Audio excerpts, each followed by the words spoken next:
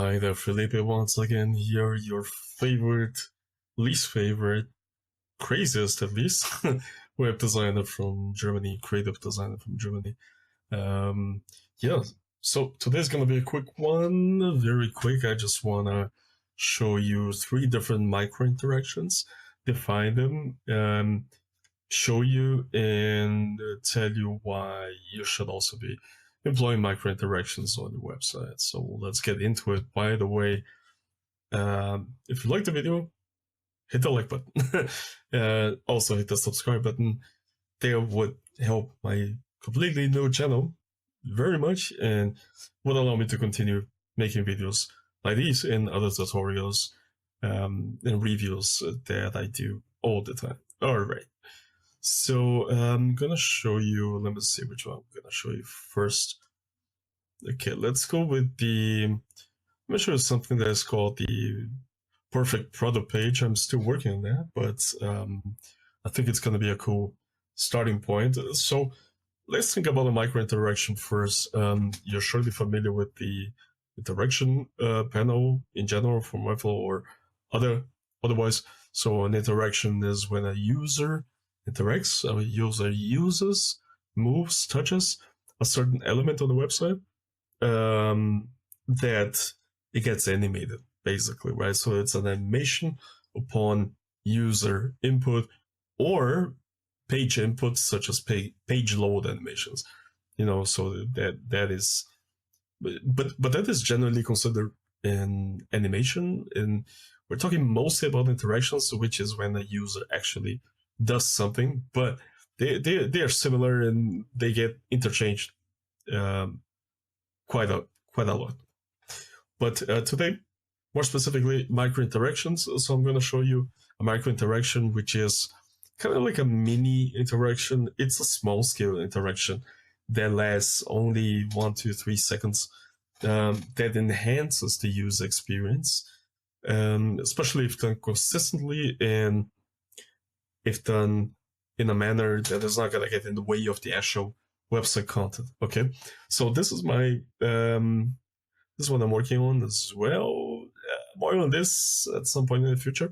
This is what we call the perfect product page. I'm doing I've studied over 200 web shops and lots of websites, and I'm trying to create the best possible balance between design and conversion rate optimization. So sales psychology. It's which is why I call it the perfect product page. So the perfect design and the perfect CRO complementing each other, not getting in the way of each other. Okay, but and so I built in a very small micro interaction here, which I'm going to show you. So when the user clicks in the Warenkorb, which is add to cart, basically. So if he clicks on that, there you go. We see like a little party symbol, like a little. I can't repeat this unless I reload the page, obviously, because I don't want this on a loop. I don't want it completely on a loop.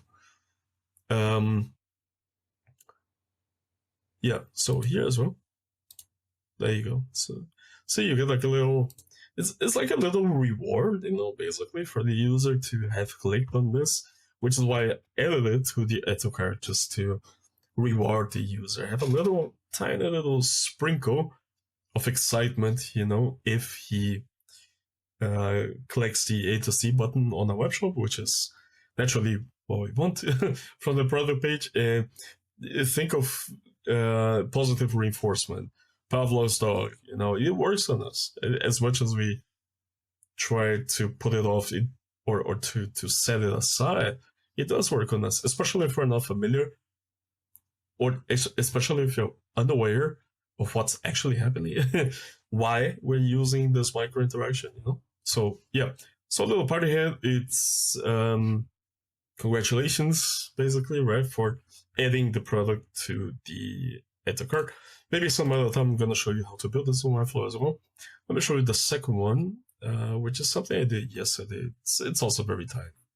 Hence the name micro interaction.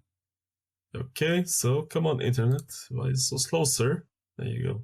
Yeah, great. I clicked away. Let's try this again. Okay, perfect. So which one did I want to show you? Ah, yes, of course. Okay, so this is also another part of another initiative that I'm starting. It's very, very cool. You'll find more information on that on my YouTube channel soon, and also my website. But yeah, it's a very cool thing. And I built a tiny micro interaction that doesn't do anything in this case, though. Not not yet, or I'm thinking about that. I'm a little torn between just leaving it as a static experience and actually connecting it with a function. I think I'm gonna add the email function to it, but so this is the raw state of the animation. It's here when the user hovers on it. There you go. There you go. It opens and closes. And I think by clicking this, maybe I'll add like an email, tiny email icon to this. Then by clicking this, it's gonna open their email program and they can send a direct email to me, to us. Okay. So yeah, it's a hover micro interaction basically, right? And I think after clicking the email, I'm gonna show as well like something celebratory, like the user is a good boy, so to speak. But yeah, that's the second one.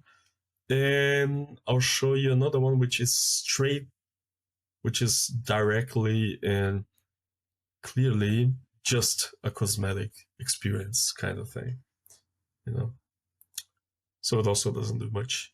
So the first one was there to celebrate a post action, right? That took her. Then the second one was there to interact with a hover move. Okay, and a click move to open an email, and this one is purely cosmetic. It doesn't do anything, but yeah, it looks pretty cool. So, yeah. So okay, this is the something else I'm working on as well. So but yeah, if I go here, oh, okay, hold on. I built this. I built a copy of this. Oh, give me one sec. Okay, let's find this together. I just say cutting. There you go. This should be that one. Like I just say cutting videos, which is why just bear with me for a couple of seconds. Just yeah, skip it. There you go. Okay, yeah, that should be. There you go. Okay, so okay, I built a loading interaction here as well, but that's not what this is about. Otherwise, it's the same. And here, as you can see, on hover, it just shows you like a Vivaris, which is the brand name.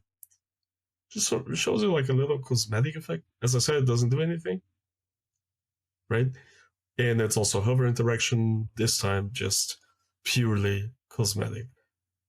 All right. So in general, micro interactions are there to increase user engagement, to reward them for any specific action that they take, and to just increase the interactivity, so ask more from the clients. If they do something, it feels like they're active, which they are, and so it feels more personal to them, and it's more likely to add a little bit of trust, to your website, and a little bit of more delight to your website, which goes back to the positive reinforcement kind of thing. All right. So keep this short like this.